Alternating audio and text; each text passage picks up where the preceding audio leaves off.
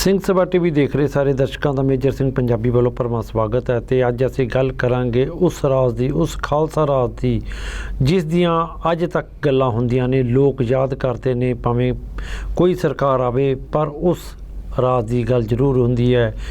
ਮਹਾਰਾਜਾ ਰਣਜੀਤ ਸਿੰਘ, ਜਿਸ ਨੂੰ ਸ਼ੇਰੇ ਪੰਜਾਬ ਦੇ ਨਾਮ ਨਾਲ ਵੀ ਜਾਣਿਆ ਜਾਂਦਾ ਸੀ।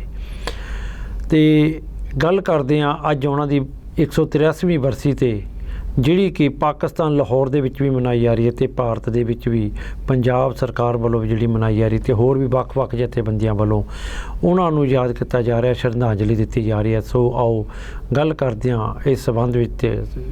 ਮੇਰੇ ਨਾਲ ਮੌਜੂਦ ਨੇ ਸਰਦਾਰ ਜਸਪਾਲ ਸਿੰਘ ਜੀ, ਸੀਨੀਅਰ ਪੱਤਰਕਾਰ। ਜਸਪਾਲ ਸਿੰਘ ਸਿੱਧੂ ਜੀ, ਵਾਹਿਗੁਰੂ ਜੀ ਕਾ ਖਾਲਸਾ, ਵਾਹਿਗੁਰੂ ਜੀ ਕੀ ਫਤਿਹ। ਜਿਵੇਂ ਕਿ ਖਾਲਸਾ ਰਾਜ ਦੀਆਂ ਧੂਮਾਂ ਹਰ ਪਾਸੇ ਪਈਆਂ ਨੇ, ਅੱਜ ਵੀ ਗੱਲਾਂ ਹੁੰਦੀਆਂ ਨੇ।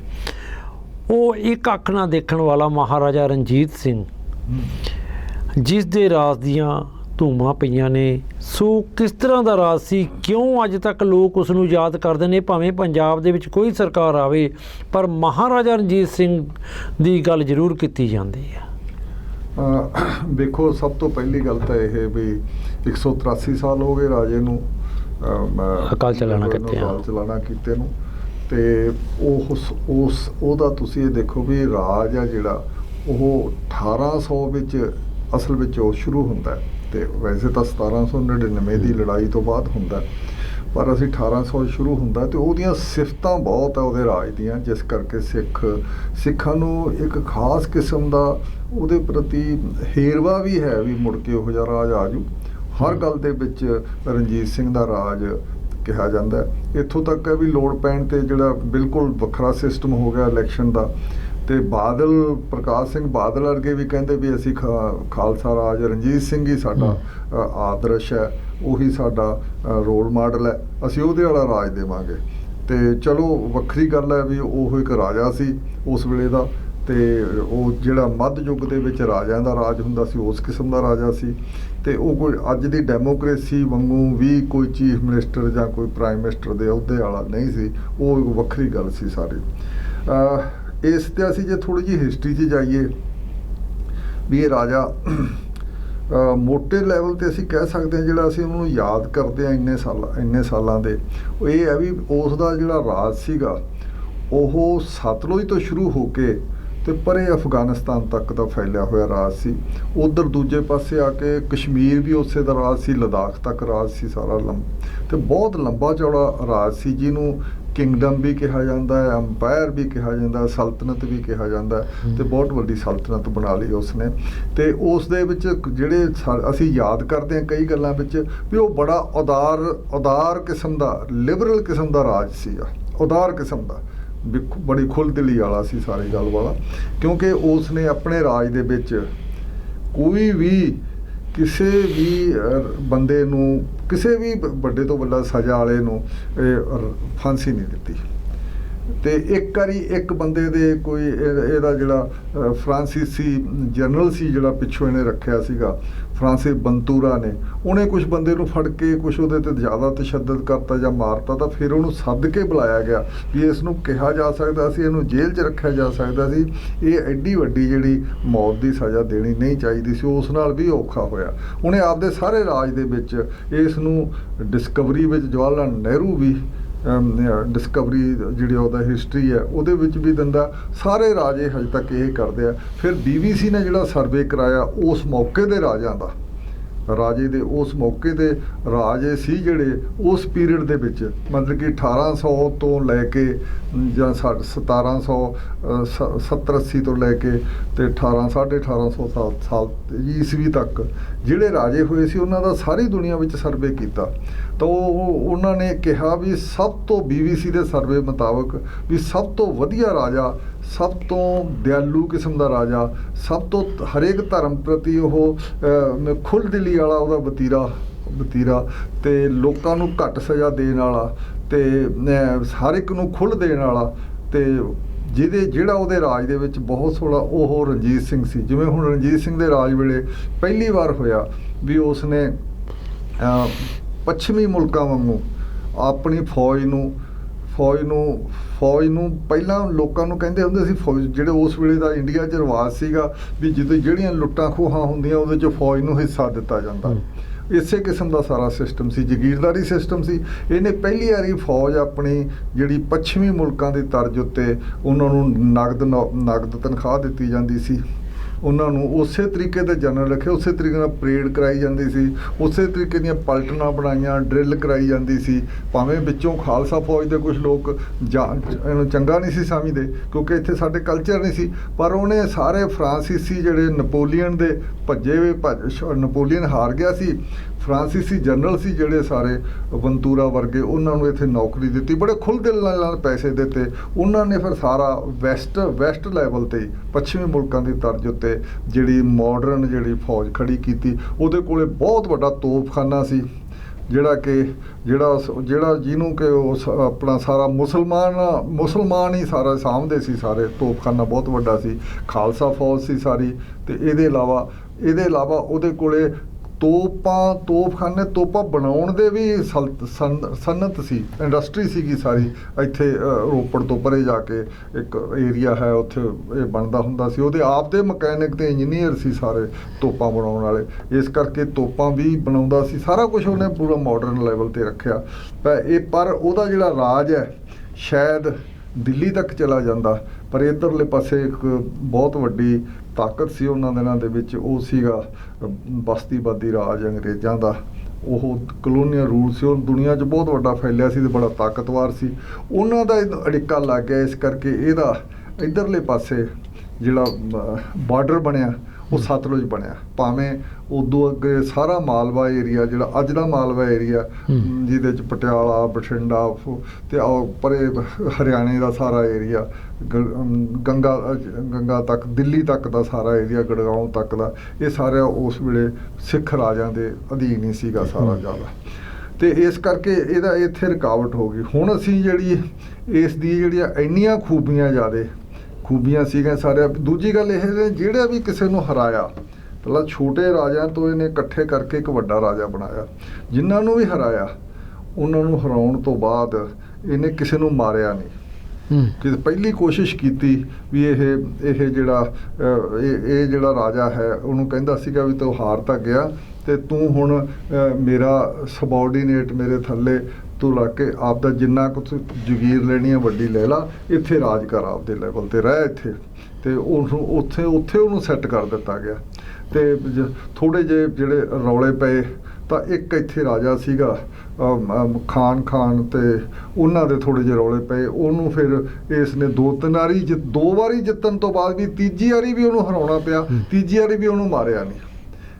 ਇਸ ਕਰਕੇ ਇਹ ਜਿਹੜਾ ਕਸੂਰ ਦਾ ਸੀ, ਜਿਹੜੇ ਕਸੂਰ ਦੇ ਰਾਜੇ ਸੀ, ਕਸੂਰ ਦੇ ਰਾਜਿਆਂ ਨਾਲ ਹੀ ਬਹੁਤਾ ਰੌਲਾ ਪਿਆ, ਉਹਨਾਂ ਨੂੰ ਵੀ ਇਹਨੇ ਛੱਡ ਦਿੱਤਾ। ਹਾਂ ਸਿੱਧੂ ਸਾਹਿਬ, ਵੀ ਜਦੋਂ ਕਹਿੰਦੇ ਕੋਈ ਵੀ ਚਾਹੇ ਪਰਿਵਾਰਕ ਦਾ ਮੁਖੀ ਹੋਵੇ ਜਾਂ ਇੱਕ ਦੇਸ਼ ਦਾ ਜਿਹੜਾ ਮੁਖੀ ਹੋਵੇ, ਜਦੋਂ ਕੋਈ ਚੰਗੇ ਕੰਮ ਕਰਦਾ ਆ ਤਾਂ ਉਹਦੇ ਚੰਗੇ ਕੰਮਾਂ ਨੂੰ ਹੁੰਦੇ ਵੇਖ ਕੇ ਵੀ ਕੁਝ ਲੋਕ ਉਹ ਲੱਤਾਂ ਖਿੱਚਣ ਦੀ ਕੋਸ਼ਿਸ਼ ਕਰਦੇ ਨੇ। ਅਤੇ ਜਿਹਦੇ ਵਿੱਚ ਦੋ ਭਰਾਵਾਂ ਦਾ, ਮੁਹੰਮਦ ਆਜ਼ਮ ਅਤੇ ਦੋਸਤ ਮੁਹੰਮਦ ਦਾ ਨਾਂ ਵੀ ਬੜਾ ਆਉਂਦਾ ਕਿ ਉਹਨਾਂ ਨੇ ਜਾਣੀ ਕਿ ਵਿਰੋਧਤਾ ਪੈਦਾ ਕਰਕੇ ਸਿੱਖਾਂ ਦੇ ਖਿਲਾਫ ਜਿਹੜਾ ਕਿ ਕਰਨ ਦੀ ਕੋਸ਼ਿਸ਼ ਕੀਤੀ। ਸੋ ਇਸ ਤਰ੍ਹਾਂ ਦੀਆਂ ਜਿਹੜੀਆਂ ਘਟਨਾਵਾਂ ਨੇ ਉਹਨਾਂ 'ਤੇ ਵੀ ਜ਼ਰੂਰ ਜ਼ਿਕਰ ਕਰਨਾ ਚਾਹੀਦਾ ਹੈ ਜੀ। ਹਾਂ, ਬਿਲਕੁਲ ਠੀਕ ਹੈ ਤੁਹਾਡੀ ਗੱਲ। ਵੀ ਪਹਿਲੀ ਗੱਲ ਤਾਂ ਉਹਦੇ ਰਾਜ ਦੇ ਵਿੱਚ, ਉਹਦਾ ਰਾਜ ਮੋਟੇ ਲੈਵਲ ਤੋਂ 50 ਸਾਲ ਰਿਹਾ, 40 ਸਾਲ ਉਸਦੇ ਜਿਉਂਦੇ ਹੁੰਦੇ ਰਿਹਾ ਰਾਜ, 40 ਸਾਲ ਰਾਜ। ਉਹਦੇ ਵਿੱਚ ਬਗਾਵਤ ਕੋਈ ਨਹੀਂ ਹੋਈ, ਬਹੁਤ ਵੱਡਾ ਰਾਜ ਸੀਗਾ, ਬਗਾਵਤ ਕਿਤੇ ਨਹੀਂ ਹੋਈ। ਇੱਥੋਂ ਤੱਕ ਆ ਵੀ ਜਿਹੜਾ ਵੀ ਧੱਕਾ ਕਰਦਾ ਸੀ ਉਹਦਾ ਗਵਰਨਰ, ਜਿਵੇਂ ਕਸ਼ਮੀਰ ਦੇ ਵਿੱਚ ਉਹਦਾ ਗਵਰਨਰ ਖੜਕ ਸਿੰਘ, ਉਹਦਾ ਲੜਕਾ ਬਹੁਤ ਗਲਤ ਰਾਜ ਕਰਦਾ ਸੀਗਾ, ਗਲਤ ਧੱਕਾ ਕਰਦਾ ਸੀ ਉੱਥੇ, ਉਹਨੂੰ ਗਵਰਨਰ ਤੋਂ ਹਟਾ ਕੇ ਵਾਪਸ ਲੈ ਆਉਂਦਾ। ਉਹ ਆਪਣੇ ਵੀ ਲਿਹਾਜ਼ ਨਹੀਂ ਸੀ ਕਰਦਾ ਜਿਹੜਾ ਧੱਕਾ ਕਰਦਾ ਸੀਗਾ। ਇਸ ਕਿਸਮ ਦਾ ਉਹਦਾ ਰਾਜ ਸੀ। ਉਹ ਇਹੀ ਕਿਸਮ ਹੋਈ ਜਿਹੜੀ ਇਹ ਮੁਸਲਮਾਨ ਸੀ। ਮੁਸਲਮਾਨ ਬਹੁਤ ਵੱਡੀ ਗਿਣਤੀ ਸੀ। ਹੈਰਾਨੀ ਵਾਲੀ ਗੱਲ ਆ ਵੀ ਇਹ ਖਾਲਸਾ ਰਾਜ ਕਿਹਾ ਜਾਂਦਾ, ਉਹ ਸਾਡਾ ਕੁਛ ਖਾਸ ਕਿਸਮ ਦਾ ਹੀਰਵਾ ਵੀ ਹੈ ਵੀ ਉਹ ਖਾਲਸਾ ਰਾਜ ਸੀ। ਜੇ ਅਸਲ ਵਿੱਚ ਦੇਖੀਏ ਸਾਰਾ, ਅਤੇ ਸਿੱਖ ਉਦੋਂ 10% ਤੋਂ ਘੱਟ ਹੀ ਸੀ, ਕਿਤੇ ਕੋਈ 7 ਕਹਿੰਦਾ, ਕੋਈ 8 ਕਹਿੰਦਾ, ਅੰਕੜੇ ਤਾਂ ਹੈ ਨਹੀਂ ਸਾਡੇ ਕੋਲ, ਪਰ 10 ਤੋਂ ਵੱਧ ਹੈ ਹੀ ਨਹੀਂ ਸੀ, ਕਿਸੇ ਵੀ ਲੈਵਲ 'ਤੇ ਹੈ ਨਹੀਂ ਸੀ। ਅਤੇ ਬਾਕੀ ਉਸ ਵੇਲੇ 'ਚ ਮੈਜੋਰਿਟੀ ਮੁਸਲਮਾਨ ਸੀ ਸਾਰੇ ਉਹਦੇ ਰਾਜ ਥੱਲੇ, ਅਤੇ ਦੂਜੇ ਨੰਬਰ 'ਤੇ ਹਿੰਦੂ ਸੀ। ਤੇ ਉਹਨਾਂ ਮੁਸਲਮਾਨਾਂ ਤੇ ਹਿੰਦੂਆਂ ਤੇ ਬਹੁਤ ਗਿਣਤੀ ਤੇ ਰਾਜ ਕਰਨਾ 8-10% ਨੇ ਕਰਨਾ। ਬੇਸ਼ੱਕ ਉਹਦੇ ਕੋਲੇ ਕਿੰਨਾ ਰਾਜਾ ਸੀ ਤੇ ਇਸ ਕਰਕੇ, ਪਰ ਧਰਮ ਦਾ ਅਸਰ ਉਦੋਂ ਵੀ ਹੁੰਦਾ ਸੀ।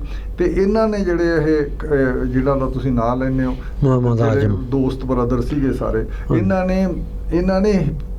ਨੇ ਤੇ ਇੱਕ ਬਰੇਲਵੀ, ਇੱਕ ਹੋਰ ਸੈਕਟ ਦਾ ਬੰਦਾ ਬਰੇਲੀ ਤੋਂ ਆਇਆ ਸੀ, ਉਹਨਾਂ ਨੇ ਵੀ ਇਹ ਖੜਾ ਕੀਤਾ। ਇਹਦੇ ਬਾਅਦ ਧਾਰਮਿਕ ਲੈਵਲ ਦੀ ਬਗਾਵਤ ਸ਼ੁਰੂ ਕੀਤੀ ਵੀ ਅਸੀਂ ਧਰਮ ਦੇ ਬੰਦੇ ਆ। ਤਾਂ ਇਹ ਮੁਸਲਮਾਨ ਜਿਹੜੇ, ਕਿਉਂਕਿ ਧਰਮ ਦੇ ਲੈਵਲ ਤੇ ਉਹਨਾਂ ਨੇ ਬਗਾਵਤ ਇਸ ਕਰਕੇ ਕੀਤੀ। 800 ਸਾਲ ਪਹਿਲਾਂ ਇੱਥੇ ਮੁਸਲਮਾਨ ਰਾਜ ਕਰਦਾ ਰਿਹਾ, 800 ਸਾਲ ਰਾਜ ਕਰਦਾ ਰਿਹਾ। ਇਹਦੀ ਗੱਲ ਇਹ ਹੈ ਵੀ ਇਸ ਨੇ ਅਫਗਾਨਿਸਤਾਨ ਦੀਆਂ ਅਟਕ ਤੱਕ ਝੰਡਾ ਜਿਹੜਾ ਆ ਕੇ ਫੈਲਾਇਆ। ਇਸਲਾਮ, ਪਹਿਲੀ ਗੱਲ ਤਾਂ ਇਹ ਹੈ ਵੀ ਇਸਲਾਮ ਆਉਣ ਤੋਂ ਬਾਅਦ, ਜਦੋਂ ਇਸਲਾਮ ਆਇਆ 7ਵੀਂ ਸਦੀ ਤੇ ਇੱਧਰ ਨੂੰ ਆਉਣਾ ਸ਼ੁਰੂ ਹੋ ਗਿਆ, ਸਾਡੇ ਵੱਲ ਨੂੰ ਇੰਡੀਆ ਸਬ ਕੰਟੀਨੈਂਟ ਵੱਲ ਆਉਣਾ ਸ਼ੁਰੂ ਹੋਇਆ। ਤੇ ਉਦੋਂ ਨਾਲ ਜਿਹੜਾ ਹਿੰਦੂ ਰਾਜੇ ਸੀ ਸਾਰੇ ਉਹ ਪਿੱਛੇ ਹਟਣੇ ਸ਼ੁਰੂ ਹੋ ਗਏ। ਤਾਂ ਜਿਹੜਾ ਅਟਕ ਦੇ ਏਰੀਏ ਦੇ ਵਿੱਚ ਅਫਗਾਨਿਸਤਾਨ ਦੇ ਸਿੰਧ ਦਰਿਆ ਟੱਪ ਕੇ ਜਿਹੜਾ ਏਰੀਆ ਸੀ ਸਾਰਾ, ਉੱਥੇ ਜਿਹੜਾ ਹਿੰਦੂ ਰਾਜੇ ਸੀਗੇ ਉਹ ਸਾਰੇ ਪਿੱਛੇ ਹਟਣੇ ਸ਼ੁਰੂ ਹੋ ਗਏ। ਅਖੀਰ ਉਹਨਾਂ ਦਾ ਜੀ ਜਿਉਂ ਵਧਦੇ ਗਏ ਅੰਦਰ ਨੂੰ, ਅਖੀਰ ਦਿੱਲੀ ਤੱਕ ਵੀ ਉਹਨਾਂ ਨੇ ਲਾਸਟ ਵਿੱਚ ਦਿੱਲੀ ਵਾਲੇ ਰਾਜੇ ਵੀ ਸਾਰੇ ਹਿੰਦੂ ਰਾਜੇ ਹਰਾਤੇ। ਪਹਿਲਾਂ ਹਿੰਦੂ ਰਾਜੇ ਸੀ ਸਾਰੇ ਤੇ ਉਹ ਸਾਰੇ ਇਵੇਂ ਉਹਨਾਂ ਨੇ ਕੀਤਾ, ਸਿੰਧ 'ਚੋਂ ਵੀ ਹਰਾਤੇ। ਇਹ ਮੁਸਲਮਾਨ ਆਉਣ ਨਾਲ ਫਿਰ 800 ਸਾਲ ਮੁਸਲਮਾਨਾਂ ਦਾ ਰਾਜ ਰਿਹਾ। ਰਣਜੀਤ ਸਿੰਘ ਪਹਿਲਾ ਬੰਦਾ ਸੀ, ਰਾਜਾ ਸੀ, ਜਿਹਨੇ 800 ਸਾਲ ਬਾਅਦ ਜਾ ਕੇ ਫਿਰ ਕੇਸਰੀ ਝੰਡਾ ਉੱਥੇ ਹੀ ਅਟਕ ਵਿੱਚ ਜਾ ਕੇ ਉਸੇ ਝੰਡੇ ਉਸ ਕਿਲੇ ਤੇ ਲਹਿਰਾਇਆ। ਇਹ 800 ਸਾਲ ਬਾਅਦ, ਇਸ ਕਰਕੇ ਇਹਦੀ ਖੂਬੀ ਹੈ। ਹੁਣ ਹੈਗਾ ਵੀ ਇਹ ਬਗਾਵਤ ਕੀਤੀ ਜਦੋਂ ਧਰਮ ਲੈਵਲ ਤੇ ਇਹਨਾਂ ਨੇ ਖੜਾ ਕੀਤਾ, ਕੋਸ਼ਿਸ਼ ਕੀਤੀ ਵੀ ਇਹ ਮੁਸਲਮਾਨ ਦੇ ਏਰੀਆ ਆਬਾਦੀ ਮੁਸਲਮਾਨ ਹੈ, ਇਹਨਾਂ ਤੇ ਇਹ ਸਿੱਖ ਕਿਵੇਂ ਰਾਜ ਕਰ ਸਕਦਾ, ਤੇ ਉਹ ਥੋੜੀ ਜਿਹੀ ਗਿਣਤੀ ਵਾਲਾ।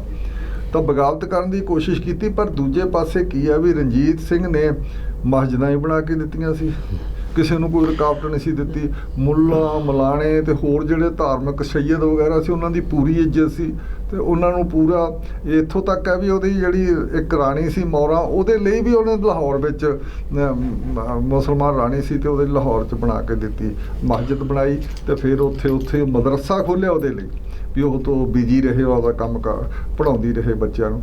ਇਸ ਕਰਕੇ ਜਦੋਂ ਮੁਸਲਮਾਨ ਤਾਂ ਬਿਲਕੁਲ ਇਹਨਾਂ ਦੇ ਭੜਕਾਟ 'ਚ ਆਏ ਨਹੀਂ, ਬਗਾਵਤ ਹੋਈ ਨਹੀਂ, ਜਵਾਬ ਹੀ ਨਹੀਂ ਦਿੱਤਾ ਉਹਨਾਂ ਨੇ ਬਗਾਵਤ ਕਰਨ ਦੀ।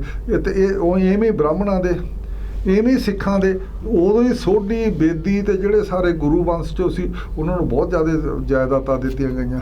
ਤੇ ਇਹ ਸਾਰਾ ਇਸ ਕਰਕੇ ਇਹ ਸਾਰੀ ਗੱਲ ਉਹਨਾਂ ਦਿਨਾਂ 'ਚ ਹੋਈ। ਹਾਂਜੀ ਸਿੱਧੂ ਸਾਹਿਬ, ਵੀ ਹਮੇਸ਼ਾ ਇੱਕੋ ਗੱਲ ਆਪਾਂ ਕਰ ਰਹੇ ਹਾਂ ਵੀ ਇਹ ਮਹਾਰਾਜਾ ਰਣਜੀਤ ਸਿੰਘ ਦੇ ਰਾਜ ਦੀ ਗੱਲ ਹੁੰਦੀ ਹੈ। ਕੋਈ ਪਾਰਟੀ ਸੱਤਾ ਦੇ ਵਿੱਚ ਆਉਂਦੀ ਹੈ ਜਾਂ ਫਿਰ ਸੱਤਾ ਵਿੱਚ ਆਉਣ ਦੀ ਗੱਲ ਕਰਦੀ ਹੈ ਤਾਂ ਇੱਕੋ ਗੱਲ ਕਹਿੰਦੀ ਹੈ, ਮਹਾਰਾਜਾ ਰਣਜੀਤ ਸਿੰਘ ਦੇ ਰਾਜ ਦੀਆਂ ਗੱਲਾਂ ਕਰਕੇ ਲੋਕਾਂ ਨੂੰ ਭਰਮਾਉਂਦੀ ਹੈ, ਲੋਕਾਂ ਨੂੰ ਦਿਖਾਉਂਦੀ ਹੈ, ਸਭਜਵਾਦ ਦਿਖਾਉਂਦੀ ਹੈ। ਪਰ ਉਹ ਮਹਾਰਾਜਾ ਰਣਜੀਤ ਸਿੰਘ ਵਰਗਾ ਰਾਜ ਕਿਉਂ ਨਹੀਂ ਕਾਇਮ ਕਰ ਸਕਦੇ? ਚਲੋ ਇਹ ਤਾਂ ਵੱਖਰੀ ਗੱਲ ਅੱਜ ਨਹੀਂ ਕਰ ਸਕਦੇ, ਪਰ ਉਸ ਦੇ ਵੇਲੇ ਇਹ ਸੀ ਵੀ ਸਿੱਖ ਹੈ ਨਾ ਜਿਹੜੇ ਉਹ ਬਹੁਤ ਲੰਬਾ ਸਮਾਂ ਲੜੇ ਸੀ।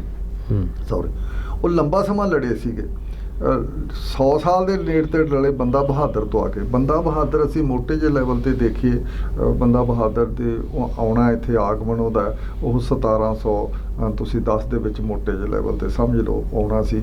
ਤੇ ਮੁੜ ਕੇ ਇਹਦਾ ਰਾਜ 1 ਸਦੀ ਮਤਲਬ ਕਿ 1800 'ਚ ਬਣਦਾ। 100 ਸਾਲ ਸਿੱਖ ਲੜਦੇ ਰਹੇ। 65 ਦੇ ਵਿੱਚ ਜਾ ਕੇ 1765 ਦੇ ਵਿੱਚ ਇਹਨਾਂ ਨੇ ਸਾਰਾ ਜਿਹੜਾ ਇੱਥੇ ਜਿਹੜੇ ਮੁਸਲਮਾਨ, ਅਫਗਾਨੀ, ਤੁਰਕੀ ਤੇ ਜਿਹੜੀ ਇੱਥੋਂ ਦੀ ਪਹਿਲੀ ਜਿਹੜੀ ਮੁਸਲਮਾਨਾਂ ਦੀ ਅਰਿਸਟੋਕ੍ਰੇਸੀ ਸੀ ਜਾਂ ਰੂਲ ਰਾਜ ਕਰਨ ਵਾਲੇ ਰਾਜੇ ਸੀ, ਛੋਟੇ ਛੋਟੇ ਨਵਾਬ ਵਗੈਰਾ ਸੀ, ਸਾਰੇ ਖਤਮ ਕਰਤੇ ਸੀ। ਉਹਦੀ ਥਾਂ ਤੇ ਸਿੱਖ ਆ ਗਏ ਸੀ ਕਿਉਂਕਿ ਲੜੇ ਇਹ ਲੰਬਾ ਸਮਾਂ 1765 ਤੋਂ। ਫਿਰ ਕੀ ਹੋਇਆ, ਇੱਕ ਗੱਲ ਯਾਦ ਰੱਖਣ ਵਾਲੀ ਹੈ ਆਪਾਂ ਨੂੰ ਵੀ ਫਿਰ ਆਪਸ ਵਿੱਚ ਦੀਆਂ ਮਿਸਲਾਂ ਬਣ ਗਈਆਂ। ਮਿਸਲਾਂ 1765 ਤੋਂ ਬਾਅਦ ਬਣੀਆਂ ਤੇ ਸਾਰੇ ਏਰੀਏ ਤੱਕ ਮਿਸਲਾਂ ਬਣ ਗਈਆਂ। ਸੋ ਮਿਸਲਾਂ ਦੇ ਬੰਦੇ ਸਾਰੇ ਆਪਸੀ ਦੀ ਲੜੀ ਜਾਂਦੇ ਸੀ। ਫਿਰ ਅਫਗਾਨਿਸਤਾਨ ਤੋਂ ਉਹਨਾਂ ਨੂੰ ਹਮਲਾਵਰਾਂ ਨੂੰ ਸੱਦਣ ਲੱਗੇ ਸੀ ਇੱਕ ਦੂਜੇ ਨੂੰ ਹਰਾਉਣ ਲਈ। ਉਸ ਦੌਰ ਦੇ ਵਿੱਚ ਇਹ ਚੰਗੀ ਗੱਲ ਹੋਈ ਉਸ ਦੌਰ ਦੇ ਵਿੱਚ ਰਣਜੀਤ ਸਿੰਘ ਇੱਕ ਬੜਾ ਸਿਆਸਤਦਾਨ ਡਿਪਲੋਮੈਟ ਪੈਦਾ ਹੋਇਆ, ਜਿਹਨੇ ਕਿ ਉਹ ਲੜਦੀਆਂ ਜਿਹੜੀਆਂ ਛੋਟੀਆਂ ਮਿਸਲਾਂ ਸੀ ਸਾਰਿਆਂ ਨੂੰ ਖਤਮ ਕਰਕੇ ਲਾਹੌਰ ਤੇ ਕਬਜ਼ਾ ਕਰਕੇ ਆਪਣਾ ਰਾਜ ਬਣਾਇਆ, ਐਡਾ ਵੱਡਾ ਰਾਜ ਬਣਾਇਆ। ਨਹੀਂ ਤਾਂ ਸ਼ਾਇਦ ਮੈਨੂੰ ਇਹ ਲੱਗਦਾ ਵੀ ਜੇ ਰਣਜੀਤ ਸਿੰਘ ਵਰਗਾ ਨਾ ਆਉਂਦਾ ਤਾਂ ਇੱਥੇ ਕੁਛ ਮੁੜ ਕੇ ਸਿੱਖ ਰਾਜ ਵਾਲੀ ਗੱਲਬਾਤ ਇੱਥੇ ਹੋਣੀ ਨਹੀਂ ਸੀ ਤੁਹਾਨੂੰ ਕਿਸੇ। ਇਹਦੀ ਇਹ ਬਹੁਤ ਵੱਡੀ ਡਿਪਲੋਮੇਸੀ ਹੈ। ਸਿੱਧੂ ਸਾਹਿਬ ਵੀ ਜਿਵੇਂ ਕਿਹਾ ਜਾਂਦਾ ਹੈ ਕਿ ਮਹਾਰਾਜਾ ਰਣਜੀਤ ਸਿੰਘ ਦਾ ਸ਼ੁਰੂਆਤੀ ਰਾਜ ਦਾ ਜਿਹੜਾ ਦੌਰ ਸੀਗਾ ਬਹੁਤ ਵਧੀਆ ਚੜ੍ਹਦੀ ਕਲਾ ਵਿੱਚ ਸੀਗਾ, ਤੇ ਪਰ ਆਖਰ ਦਾ ਜਿਹੜਾ ਸਮਾਂ ਰਿਹਾ ਆ ਉਹ ਬੜਾ ਚਿੰਤਾਜਨਕ ਰਿਹਾ ਆ, ਬੜਾ ਭਿਆਨਕ ਰਿਹਾ ਆ। ਤੇ ਕੀ ਕਾਰਨ ਸੀ ਕਿ ਇੱਕਦਮ ਚੜ੍ਹਦੀ ਕਲਾ 'ਚ ਹੁੰਦੇ ਹੋਏ ਵੀ ਬਾਅਦ ਵਿੱਚ ਇੱਕਦਮ ਉਹ ਲਹਿੰਦੀ ਕਲਾ ਵਾਲੇ ਪਾਸੇ ਆ ਦੇਖੋ ਗਏ? ਚੜ੍ਹਦੀ ਕਲਾ ਦੀ ਜੇ ਗੱਲ ਕਰਨੀ ਹੈ, ਚੜ੍ਹਦੀ ਕਲਾ ਵੱਲ ਇਹ ਹੋਇਆ ਵੀ ਜਦੋਂ ਸਿੱਖ ਰਾਜ ਇਕੱਠਾ ਹੋਇਆ ਤਾਂ ਫਿਰ ਇਹਨੇ ਸਭ ਤੋਂ ਪਹਿਲਾਂ ਜਿਹੜਾ ਕੰਮ ਕੀਤਾ ਵੀ ਜਿਹੜਾ ਆਪਦਾ ਮਾਲੀਆ ਲੈਂਦੇ ਸੀ ਕਿਸਾਨਾਂ ਤੋਂ ਬਹੁਤ ਹੀ ਵੱਡੀ, ਤਾਂ ਉਦੋਂ ਖੇਤੀ ਦਾ ਹੀ ਹੁੰਦਾ ਸੀ ਜਿਹਦੇ 'ਚੋਂ ਪੈਸਾ ਬਹੁਤਾ ਆਉਂਦਾ ਸੀ। ਮਾਲੀਆ ਇਹਨੇ ਜਿਹੜੇ ਉਸ ਤੋਂ ਪਹਿਲਾਂ ਮੁਗਲ ਸਰਕਾਰਾਂ ਜਿਹੜੀਆਂ ਦਿੱਲੀ ਦੀਆਂ ਮਾਲੀਏ ਦੀ ਉਗਰਾਹੀ ਕਰਦੇ ਸੀ ਉਹਨੂੰ ਘੱਟ ਕਰਤਾ। ਲੋਕਾਂ ਨੂੰ ਬਹੁਤ ਖੁਸ਼ ਸੀ, ਸਾਰੇ ਲੋਕਾਂ ਨੂੰ ਘੱਟ ਕਰਤਾ। ਤੇ ਇਸ ਕਰਕੇ ਉਸ ਵੇਲੇ ਦੇ ਹਿਸਟੋਰੀਅਨ ਦੱਸਦੇ ਆ ਵੀ ਜਿਹੜੇ ਏਰੀਏ ਵਿੱਚੋਂ ਮਾਲੀਆ ਇੰਨਾ ਘੱਟ ਕਰਤਾ ਵੀ ਸਮਝੋ ਵੀ ਪਹਿਲਾਂ ਮੁਗਲ ਇੱਥੋਂ 3.5 ਕਰੋੜ ਰੁਪਈਆ ਉਸ ਵੇਲੇ ਬਹੁਤ ਵੱਡਾ ਹੁੰਦਾ ਸੀਗਾ, ਇੰਨਾ ਲੈ ਕੇ ਜਾਂਦੇ ਹੁੰਦੇ ਸੀ ਮਾਲੀਏ ਦਾ ਸਾਲ ਦਾ। ਇਸ ਨੇ ਸਿਰਫ 2.5 ਕਰੋੜ ਰੁਪਈਆ ਕਰਨ ਲੱਗ ਗਿਆ। ਫਿਰ ਲੋਕਾਂ ਨੂੰ ਇਹ ਕਰਤਾ ਇਹਨੇ ਵੀ ਫਸਲ ਵਿੱਚੋਂ ਹਿੱਸਾ ਲੈਣਾ, ਤੇ ਜੇ ਕਿਤੇ ਕਿਸੇ ਵੇਲੇ ਸੋਕਾ ਪੈ ਗਿਆ, ਕਾਲ ਪੈ ਗਿਆ, ਫਸਲ ਨਾ ਹੋਈ, ਬਰਬਾਦ ਹੋ ਗਈ, ਹੋਰ ਤਬਾਹੀ ਹੋ ਗਈ, ਕੋਈ ਕੁਦਰਤੀ ਤਬਾਹੀ, ਤਾਂ ਫਿਰ ਫਸਲ ਵਿੱਚੋਂ ਹਿੱਸਾ ਲੈਣ ਕਰਕੇ ਚੌਥਾ ਪੰਜਵਾਂ ਹਿੱਸਾ ਲੈਂਦਾ ਹੁੰਦਾ ਸੀ, ਕਿਤੇ ਚੌਥਾ ਹਿੱਸਾ ਲੈਂਦੇ, ਕਿਤੇ ਅੱਧ ਲੈਂਦੇ। ਇਹ ਜ਼ਮੀਨ ਦੀ ਜਿਹੜੀ ਬਣਤਰ ਸੀ ਜਾਂ ਉਪਜਾਊ ਸ਼ਕਤੀ ਸੀ ਉਹਦੇ ਮੁਤਾਬਕ ਸਾਰਾ ਹੁੰਦਾ ਸੀ। ਫਿਰ ਇਹ ਮਾਫ ਵੀ ਕਰ ਦਿੰਦੇ ਜਿੱਥੇ ਕਿਤੇ ਨੁਕਸਾਨ ਹੋ ਜਾਂਦਾ ਸੀ, ਆਪੇ ਹੀ ਮਾਫ ਹੋ ਜਾਣਾ ਸੀਗਾ ਵੀ ਜਦੋਂ ਫਸਲ ਨਹੀਂ ਹੋਈ ਫਸਲ 'ਚੋਂ ਹਿੱਸਾ ਲੈਣਾ। ਗੋਰਿਆਂ ਨੇ ਆ ਕੇ ਕੀ ਕੀਤਾ, ਅੰਗਰੇਜ਼ਾਂ ਨੇ ਆ ਕੇ ਕੀ ਕੀਤਾ, ਉਹਨਾਂ ਨੇ ਪੈਸੇ ਦੇ ਮੁਤਾਬਕ ਕਰਤਾ। ਰਣਜੀਤ ਸਿੰਘ ਵੇਲੇ ਵੀ ਥੋੜੇ ਜਿਹੇ ਹਿੱਸਾ ਪੈਸੇ 'ਚ ਲਗਾਉਣ ਲਿਆ ਜਾਂਦਾ ਸੀ, ਪਰ ਇਹਨੇ ਨਹੀਂ ਲਿਆ। ਉਹਨਾਂ ਨੇ ਸਿੱਧਾ ਕਹਿਤਾ ਵੀ ਸਾਰਾ ਕੁਝ ਅਸੀਂ ਪੈਸੇ ਦੇ ਮੁੱਲ 'ਚ ਲਵਾਂਗੇ। ਪਰ ਰਣਜੀਤ ਸਿੰਘ ਨੇ ਪੈਸੇ ਦਾ ਕੰਮ ਸ਼ੁਰੂ ਕਰਤਾ ਸੀ, ਜਿਵੇਂ ਹੁਣ ਫੌਜ ਨੂੰ ਤਨਖਾਹ ਦੇਣੀ, ਤੇ ਇੰਡਸਟਰੀ ਬਹੁਤ ਵੱਧ ਗਈ ਸੀ ਕਿਉਂਕਿ ਫੌਜ ਨੂੰ ਹੀ ਬਹੁਤ ਜ਼ਿਆਦਾ ਚੀਜ਼ਾਂ ਦੀ ਲੋੜ ਸੀ ਸਾਰੇ ਦੀ, ਉਹ ਸਾਰੀਆਂ ਇੱਥੇ ਬਣਨ ਲੱਗ ਗਈਆਂ।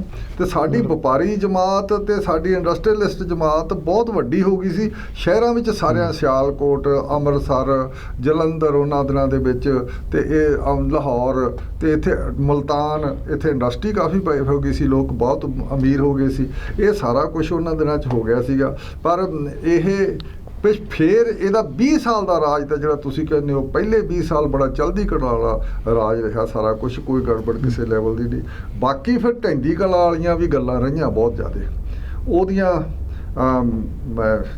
ਆਪਾਂ ਵੱਖਰੇ ਲੈਵਲ ਤੇ ਗੱਲ ਕਰ ਲੈਂਦੇ। ਜਿਹੜੇ ਢਹਿੰਦੀ ਕਲਾ ਦੀ ਗੱਲ ਹੈ ਉਹਦੇ 'ਚ ਇਹ ਹੈ, ਜਿਵੇਂ ਹੁਣ ਸਭ ਤੋਂ ਪਹਿਲਾਂ ਗੱਲ ਇਹ ਆ ਵੀ ਇਸ ਨੇ ਕਿਸੇ ਵੀ ਲੈਵਲ ਤੇ ਕੋਈ ਬਗਾਵਤ ਨਹੀਂ ਹੋਈ, ਕਿਸੇ ਨੂੰ ਹਰਾਇਆ ਨਹੀਂ। ਤੇ ਇੱਕ ਸਭ ਤੋਂ ਵੱਡੀ ਗੱਲ ਸੀ ਇਹਦੀ, ਇਸ ਨੇ ਅਨਪੜ੍ਹ ਹੁੰਦੇ ਹੋਏ ਵੀ ਜਦੋਂ ਮੁਲਤਾਨ ਤੇ ਕਬਜ਼ਾ ਕੀਤਾ ਤੇ ਉੱਥੇ ਦੀ ਲਾਇਬ੍ਰੇਰੀ ਸੀ ਬਹੁਤ ਵੱਡੀ, ਤੇ ਸਪੈਸ਼ਲ ਹਰੀ ਸਿੰਘ ਨਲਵੇ ਨੂੰ ਸੁਨੇਹਾ ਭੇਜਿਆ ਵੀ ਤੁਸੀਂ ਐਂ ਕਰਨਾ, ਉੱਥੇ ਲਾਇਬ੍ਰੇਰੀ ਬਹੁਤ ਵੱਡੀ ਆ, ਪੁਸਤਕਾਲਿਆ ਬਹੁਤ ਵੱਡਾ, ਤੇ ਤੁਸੀਂ ਉਸ ਨੂੰ ਕੋਈ ਆਂਚ ਨਹੀਂ ਆਉਣ ਦੇਣੀ।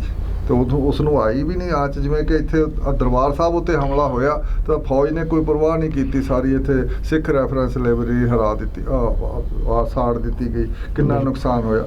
ਇਸ ਕਰਕੇ ਇਹ ਸਾਰਾ ਕੁਝ ਉਹਨਾਂ ਨੇ ਉਸ ਨੇ ਬਹੁਤ ਵੱਡਾ, ਇਸ ਕਰਕੇ ਖੁਸ਼ਹਾਲੀ ਵਾਲਾ ਰਾਜ ਸੀ ਇਹਦਾ ਬਹੁਤ ਜ਼ਿਆਦਾ। ਜਿਹੜੇ ਹੁਣ ਸਾਡੇ ਬੰਦੇ ਆ, ਖਾਸ ਕਰਕੇ ਸਾਡੇ ਜਿਹੜੇ ਹੁਣ ਅੱਜ ਕੱਲ੍ਹ ਦੇ ਮੁਹਾਵਰੇ ਵਿੱਚ ਅਸੀਂ ਕਹਿੰਦੇ ਧਰਮ ਨਿਰਪੇਖ ਰਾਜ ਸੀ, ਧਰਮ ਨਿਰਪੇਖ ਨਹੀਂ ਸੀਗਾ।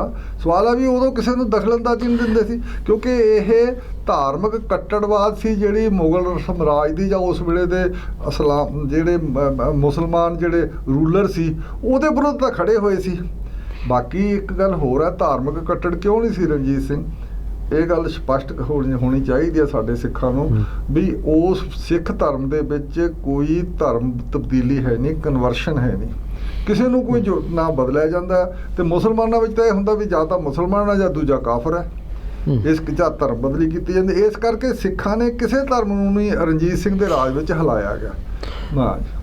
ਸਿੱਧੂ ਸਾਹਿਬ ਵੀ ਸਮਾਂ ਇਜਾਜ਼ਤ ਨਹੀਂ ਦੇ ਰਿਹਾ, ਤੇ ਪਰ ਇਹਦੇ ਵਿੱਚ ਮੈਂ ਜਾਂਦੇ ਤੁਹਾਡੇ ਤੋਂ ਇਹ ਜ਼ਰੂਰ ਪੁੱਛਣਾ ਚਾਹਾਂਗਾ ਕਿ 27 ਜੂਨ 1839 ਨੂੰ ਸ਼ਾਮ ਦੇ 7 ਵਜੇ ਜਦੋਂ ਮਹਾਰਾਜਾ ਰਣਜੀਤ ਸਿੰਘ ਅਕਾਲ ਚਲਾਣਾ ਕਰਕੇ ਸੂਰਜ ਅਸਤ ਹੋਇਆ, ਤੇ ਉਹਦੇ ਕਿਹੋ ਜਿਹਾ ਮਾਹੌਲ ਸੀ ਉਸ ਟਾਈਮ, ਤੇ ਕੀ ਉਦੋਂ ਸਾਰਾ ਕੁਝ ਭਾਣਾ ਵਾਪਰਿਆ ਕਿ ਮਹਾਰਾਜਾ ਅਕਾਲ ਚਲਾਣਾ ਕਰ ਗਏ, ਤੇ ਉਸ ਤੋਂ ਬਾਅਦ ਕਿਸ ਤਰ੍ਹਾਂ ਦਾ ਰਾਜ ਭਾਗ ਰਿਹਾ, ਕੀ ਸਾਰਾ ਕੁਝ? ਦੇਖੋ, ਇੱਕ ਗੱਲ ਰਣਜੀਤ ਸਿੰਘ ਦੇ ਦੌਰ ਦੇ ਵਿੱਚ ਮਾੜੀ ਗੱਲ ਇਹ ਹੋਈ, ਜਿਹੜੀ ਸਿੱਖ ਪੁਆਇੰਟ ਆਫ ਵਿਊ ਤੋਂ ਹੁੰਦੀ ਹੈ, ਵੀ ਸਿੱਖੀ ਦੇ ਵਿੱਚ ਉਸ ਨੇ ਜੇ ਕਿਤੇ ਇਸਲਾਮ ਦੇ ਮੁੱਲੇ ਮਲਾਣਿਆਂ ਦਾ ਵੀ ਕੋਈ, ਜਾਂ ਬ੍ਰਾਹਮਣਾਂ ਦਾ ਕੋਈ, ਕਿਸੇ ਦਾ ਹਿੰਦੂ ਧਰਮ ਦਾ ਨਹੀਂ ਕੀਤਾ, ਤਾਂ ਫਿਰ ਉਹ ਇਹ ਦੋਨੋਂ ਕੀਤਾ।